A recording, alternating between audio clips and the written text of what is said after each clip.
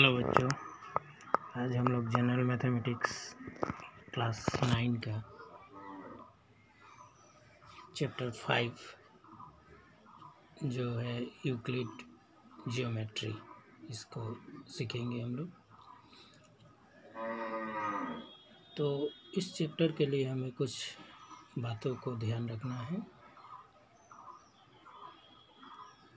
तो जिसमें पहला पॉइंट ये है कि ज्यामिति का रचक कौन है या जनक कौन है। तो इसका आंसर है यूक्लिड। दूसरा पॉइंट, यूक्लिड के सभी तथ्यों को किस किताब में लिखा गया है। तो इसका आंसर है एलिमेंट्स। तीसरा पॉइंट है, एलिमेंट्स ग्रंथ को कितने खंडों में बांटा गया है। तो इसका आंसर है 13 अध्यायों में। 4 नंबर पॉइंट है, यूक्लिड अपने धारणाओं को कितने भागों में बांटा है, लिखो। तो इसका आंसर है 2 भागों में बांटा है। 1 नंबर अभिगृहित, 2 नंबर अभिधारणा। अब हम लोगों का 5 नंबर बात है, एलिमेंट्स के प्रथम किताब में लिखे गए कुछ परिभाषाओं को लिखो। तो किताब का पेज नंबर 97 में 1 से लेकर 7 तक परिभाषा दी गई है, उसे तुम लोग लिख लेना। उसी तरह 6 नंबर पॉइंट है, अभिगृहित क्या है। तो इसका आंसर है वे धारणाएं जिन्हें निरंतर गणित में प्रयोग होता है और जिनका केवल ज्यामिति से संबंध नहीं है। अर्थात गणित में प्रयोग होता है लेकिन ज्यामिति से संबंध नहीं है। 7 नंबर है, अभिधारणा क्या है। तो इसका आंसर है वे धारणाएं जिनका संबंध ज्यामिति से है, उसे अभिधारणा कहते हैं। उसी प्रकार 8 नंबर पॉइंट है, प्रमेय क्या है। तो इसका आंसर है ज्यामिति में जिस अभिगृहित अभिधारणा और परिणामों को सिद्ध किया गया है उसे प्रमेय कहते हैं, जो सिद्ध किया गया है। 9 नंबर, यूक्लिड के कुछ अभिगृहितों को लिखो। तो इसका आंसर तुम लोग किताब के पेज नंबर 107 में 4 नंबर पॉइंट जो है 1 से 7 तक है वो लिख सकते हो, या यहाँ मैं दे दिया हूँ, देख लेना। उसी तरह 10 नंबर है, यूक्लिड के कुछ अभिधारणाओं को लिखो। तो इसका भी आंसर किताब के पेज नंबर 107 का 5 नंबर पॉइंट है, 1 से लेकर 5 तक अभिधारणाएँ हैं, वो लिख सकते हो। और नहीं तो यहाँ मैं दे दिया हूँ, इसको देखकर तुम लोग याद कर सकते हो। तो पहले अभिगृहित है 7, बाईं ओर देख सकते हो, और अभिधारणा दाईं ओर दिया हुआ है 5 है।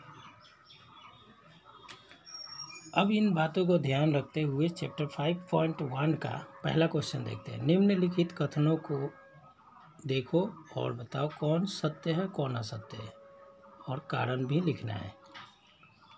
तो एक का एक हम लोग देख लेते हैं। तो एक का एक में बोला गया है, एक बिंदु से होकर केवल एक ही रेखा खींची जा सकती है। एक बिंदु से एक ही रेखा खींची जा सकती है, तो ये असत्य है। कारण एक बिंदु से अनेक रेखा खींची जा सकती है।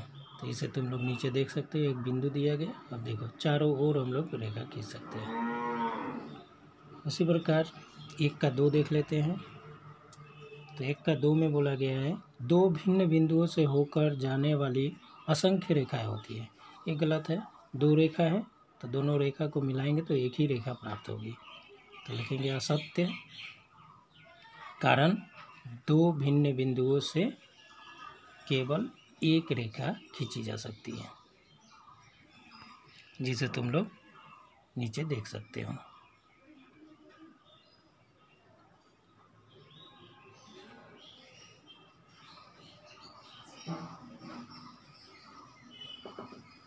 इसी प्रकार हम लोग 1 का 3 देख लेते हैं।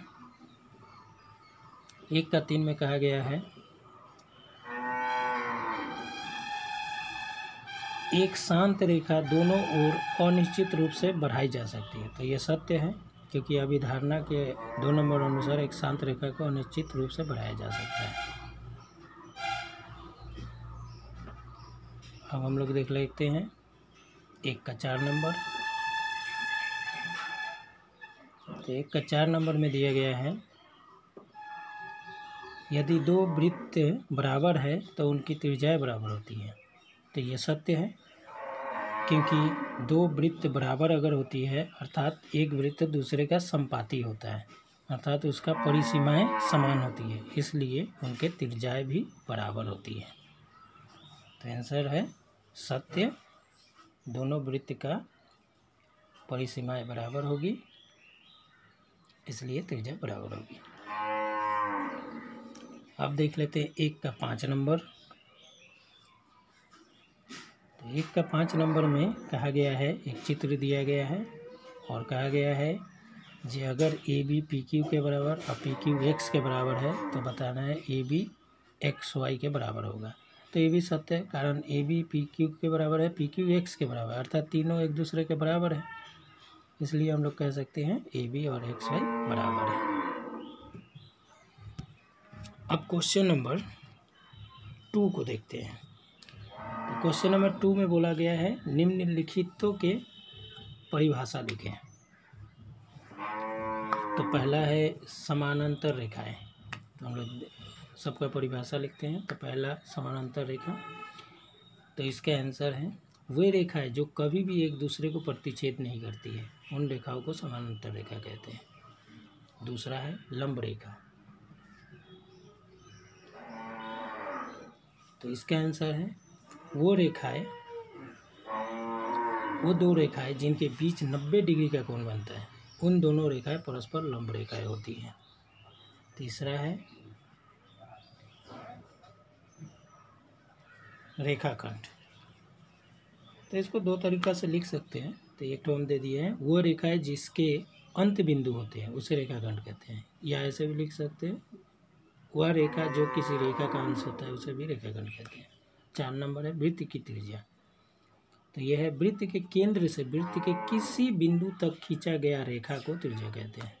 वृत्त का केंद्र है, उससे कोई भी वृत्त पर का कोई भी एक बिंदु तक जो रेखा खींचोगे वही त्रिज्या होगा। 5वां है वर्ग, तो जिस चतुर्भुज की सभी भुजाएं समान तथा प्रत्येक कोण की माप 90 डिग्री होती है उसे वर्ग कहते हैं।